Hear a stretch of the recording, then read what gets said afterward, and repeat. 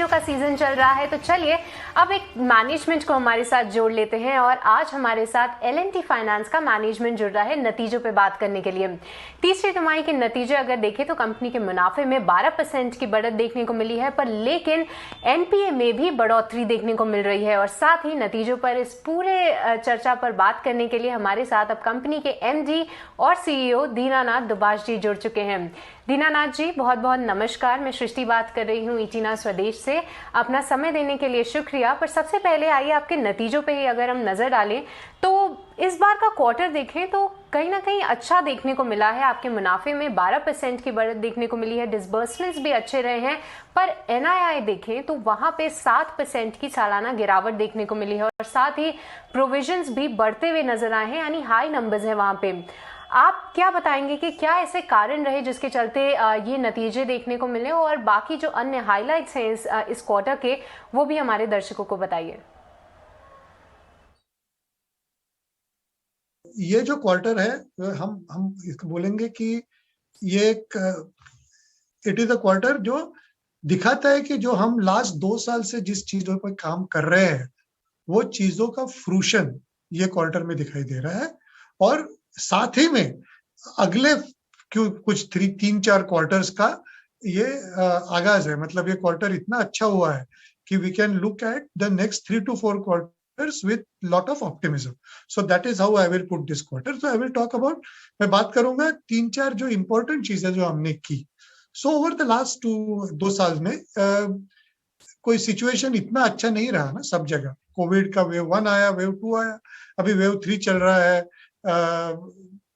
अलग अलग जगह रूरल अर्बन में अलग अलग इफेक्ट्स हुए। इसमें 3-4 चीजें कंपनी करती रही। पहली बात तो हमारे जो रिटेल के स्ट्रेंथ्स है, जो हमारा एनालिटिक्स है, डिजिटल है, डीलर स्ट्रेटेजी है, उस पर कॉन्सेंट्रेट करते रहो। मार्केट कभी ऊपर होगा कभी नीचे होगा, लेकिन ये इंश्योर करो कि मार्केट ऊपर है तब हम मार्केट से ज्यादा ग्रो करें, मार्केट जब नीचे जा रहा है तब मार्केट से कम लूज करें, और at the same time portfolio quality बहुत अच्छा रखें।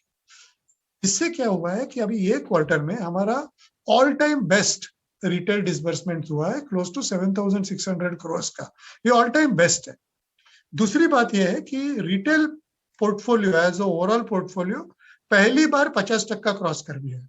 तो आपको याद होगा 5 साल पहले हमने लेस देन 25%, 25% से भी कम से चालू किया था, वो अभी 50% क्रॉस कर दिया है। अगर रूरल पोर्टफोलियो हमारा देखा जाए तो 38% पे पहुंच गया है।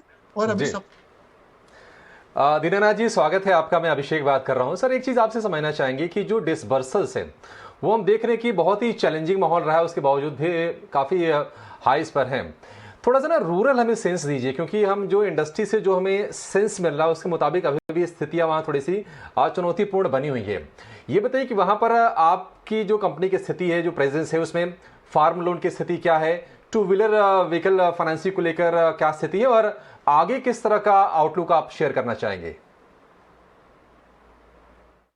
अगर फार्म और टू व्हीलर देखे, और आपने सब जगह कमेंट्री सुनी होगी कि रूरल ग्रोथ स्लो डाउन हो रहा है। एक्चुअली ये ट्रू नहीं है, रूरल ग्रोथ स्लो डाउन हो नहीं रहा है। रूरल ग्रोथ लास्ट 9 मंथ से स्लो डाउन पे है ऑलरेडी। और हम इसके बारे में हमेशा बात किए जाते थे कि रूरल की स्टोरी जितनी बात कर रही है उतनी रोबस्ट नहीं है। काफी रीजन है जिससे रूरल ग्रोथ लास्ट 9 महीने से स्लो डाउन है, और हमें लगता है कि नेक्स्ट 6 to 9 मंथ्स में भी वैसे ही रहेगा।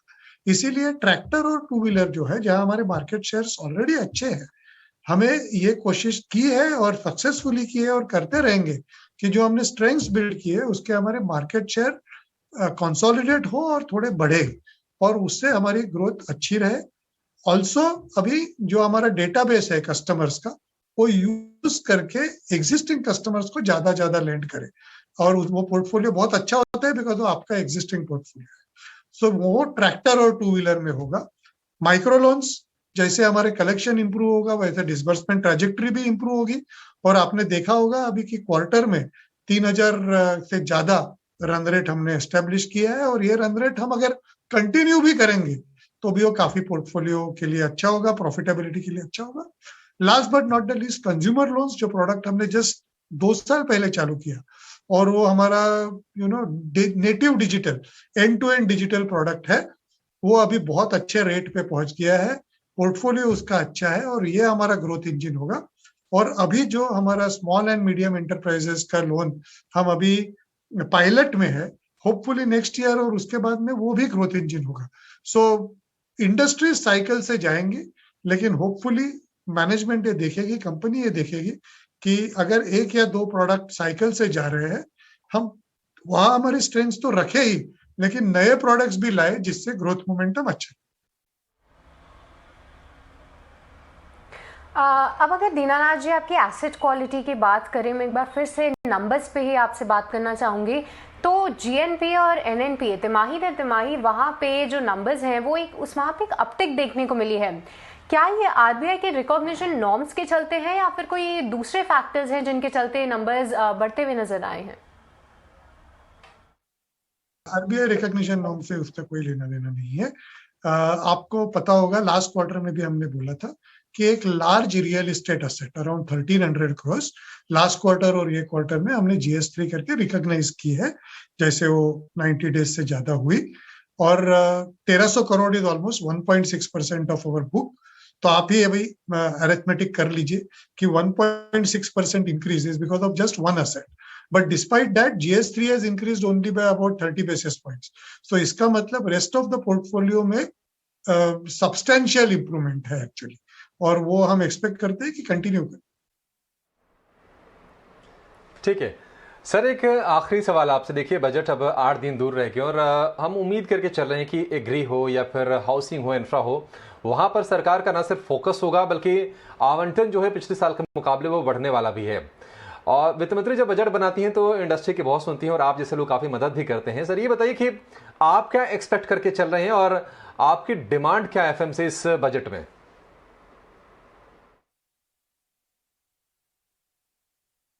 इंडस्ट्री एसोसिएशंस तो गवर्नमेंट से बात कर ही रहे हैं, बट मैं हर साल के बजट के बारे में बात नहीं करना चाहूंगा। मैं ये कहूंगा कि लास्ट 5 साल से और शायद उससे भी ज्यादा गवर्नमेंट का क्लियर थ्रस्ट बजट्स में इंफ्रास्ट्रक्चर, हाउसिंग और एग्रीकल्चर में रहा है। हम एक्सपेक्ट करते हैं कि इन पे इन्वेस्टमेंट्स और भी चलती रहे। वैसे गवर्नमेंट को डिफिकल्टीज है because of the Covid and Covid payments etcetera, but still our expectation is ये तीनों सेक्टर्स में इन्वेस्टमेंट गवर्नमेंट की होती रहे, ये तीनों सेक्टर की ग्रोथ उससे पुश करती रहे गवर्नमेंट। और हम तो ये तीनों सेक्टर में है, तो we will be very happy अगर गवर्नमेंट ये तीनों सेक्टर में, जो देश के लिए भी अच्छा है और हमारी कंपनी के लिए भी अच्छा है, ये तीनों सेक्टर में फोकस करे बजट, जो last few budgets anyway focus होते आ रहा है।